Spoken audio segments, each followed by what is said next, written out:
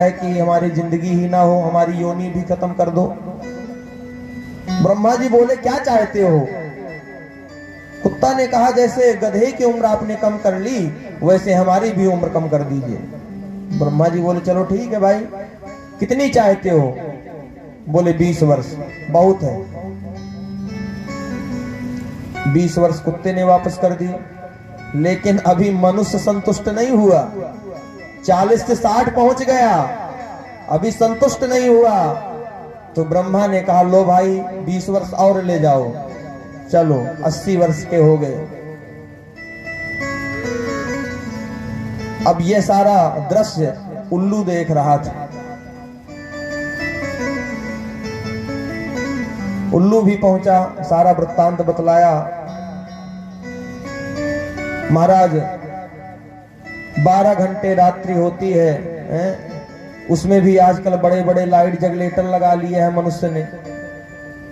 अब तो और मुश्किल हो गया है, चारों तरफ लाइटें लगी हुई हैं। रोड में जाएं तो वहां भी लाइट है, बड़ी बड़ी फैक्ट्रियां लग गई हैं।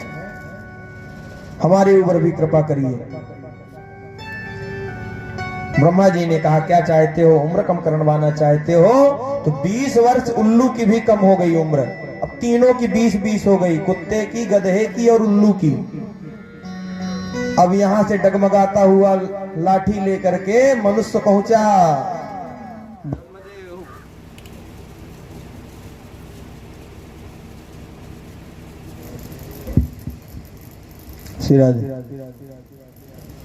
जीव पहुंचता है।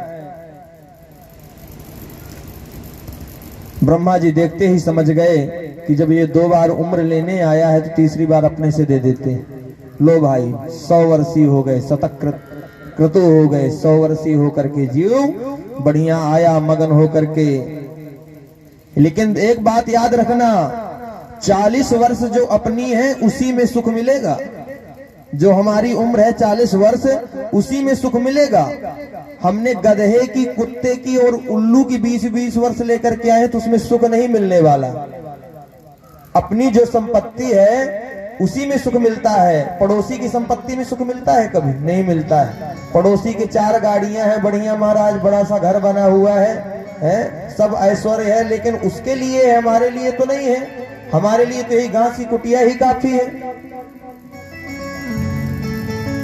40 वर्ष तक का जब जीव रहता है तो नव यौवन रहता है, न तो कोई रोग है न तो कोई बाधा है। बाल भी बढ़िया काले हैं, देखने में भी बढ़िया दिखाई पड़ता है, सुनने में भी कान काम करते हैं। कोई दिक्कत नहीं है 40 वर्ष तक। हाथ पैर में भी दिक्कत नहीं है, चलने में भी दिक्कत नहीं है, खाने में भी दिक्कत नहीं है। बढ़िया महाराज कुछ भी चबाइए, मिश्री चबाइए, गेहूं चबाइए, दाल जो भी चबाना चाहे चबाइए, बढ़िया दांत है। लेकिन 40 के बाद गधे की उम्र लगी हुई है। तो 40 वर्ष तक, 40 वर्ष के बाद क्या होता है? जहां नाती पोते बच्चे हुए, नाती पोते हुए तो गधा बन जाइए, ढोते रहिए, उनका वाहन करिए।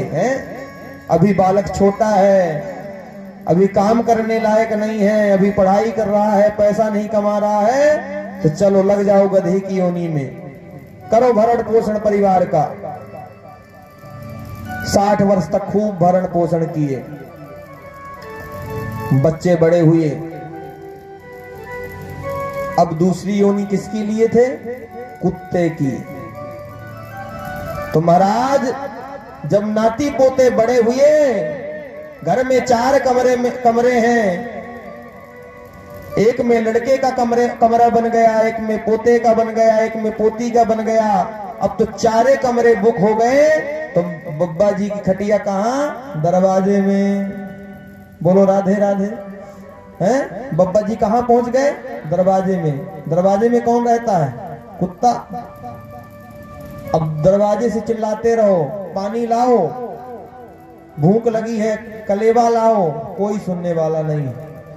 पोता अंदर से आवाज देता बैठे रहो, जब बन जाएगा तो ले आएंगे, हल्ला मत किया करो। लो भैया करो आनंद। इतने भी संतुष्टि नहीं हुई। अब तीसरी क्या है? उल्लू की योनि है। अभी तक फिर भी ठीक था, गधा भी बन गए, कुत्ता भी बन गए। अभी भी सतर्क हो जाते तो चलो ठीक था, अभी उल्लू भी बनना बाकी है। अब जब नाती पोता बच्चे पानी नहीं देते हैं तो सामने हैंडपंप लगा हुआ है तो लेकर के पी लिए हैं, नहीं अंदर से ले आए। लेकिन जब उल्लू बन गए अब दिखाई भी नहीं पड़ता है। दिन में थोड़ा बहुत दिखाई पड़ जाता है, रात में तो महाराज बिल्कुल अंधे हो जाते हैं। तो इस कथानक से हास्य परिहास की कथाएं हैं, लेकिन इनसे जानने को सीखने को मिलता है कि जो हमारे पास है उसी से संतुष्ट रहना चाहिए। न तो दूसरे का धर्म काम आएगा, न तो दूसरे का धन काम आएगा, न तो दूसरे का ऐश्वर्य काम आएगा। हमको खुद अपने कर्म करना पड़ेगा। कृतम कर्म शुभाशुभम। समस्त जीवधारियों को चाहे शुभ कर्म हो चाहे अशुभ कर्म हो, उनका फल अवश्य भोगना पड़ेगा समय आने पर। तो दिव्य मंगलानुशासन यहाँ पर वेद व्यास महाराज ने सत्य स्वरूप परमात्मा का किया, और वही परमात्मा जो इस संसार को बनाते हैं, अपने संकल्प मात्र से इस संसार का सृजन कर देते हैं। संकल्प मात्र से इस संसार का पालन होने लगता है, और समय आने पर संकल्प मात्र से इस सृष्टि का लय हो जाता है। जब पापाचार दुराचार बढ़ जाता है तो जलमग्न हो जाती है पृथ्वी। ऐसे परम प्रिय परमात्मा का स्वरूप कैसा है? सत्य है, जो तीनों कालों में है, भूत में भी है, भविष्य में भी है और वर्तमान में भी है। ऐसे परमात्मा का यहाँ पर वंदन किया है व्यास बाबा ने,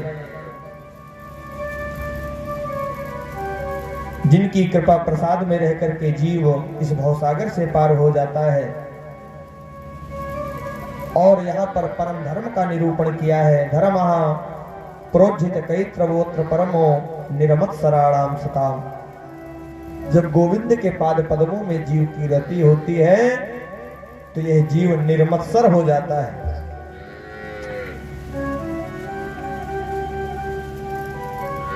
यह जो जीव है, अगर इस जीवन से निर्मत्सर निकल जाए, निर्मत्सर क्या कहलाता है?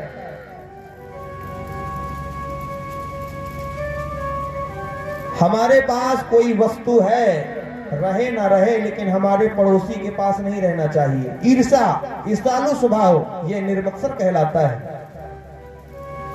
हमारी एक आंख फूट जाए तो फूट जाए, लेकिन पड़ोसी की दोनों फूटनी चाहिए, हैं?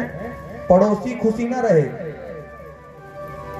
मतलब एक दूसरे से, ये पड़ोसी का उदाहरण ये नहीं दिया कि पड़ोसी से सभी लोग ऐसे भाव रखते हैं, एक कहने का तात्पर्य है एक दूसरे से ईर्षालु भाव। यह जब भगवान की गोविंद की कथा हृदय में प्रवेश करती है तो जीवन से निर्मत्सर निकल जाता है। निर्मत्सर को समाप्त करने का गोविंद में प्रभाव है, गोविंद की कथाओं का प्रभाव है।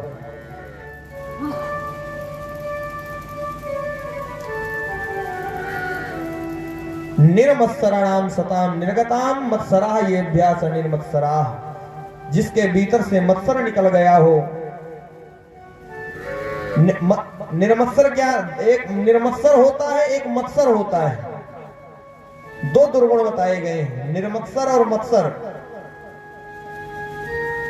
मच्छर शरीर को काटता है, ऊपर से दिखाई पड़ता है कि मच्छर ने काटा, लेकिन महाराज मत्सर कब काट के चला गया मालूम नहीं चलता है। अंदर से काटता है, जिसको चिंता बोलते हैं। और चिंता किसके समान है? चिता के समान है। हमको चिंतन तो करना चाहिए, लेकिन चिंता को त्यागना चाहिए।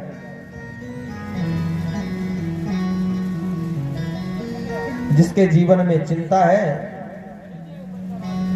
उसका जीवन दिनों दिन गलत रास्ते में दुर्बुद्धि रूप में बन जाएगा।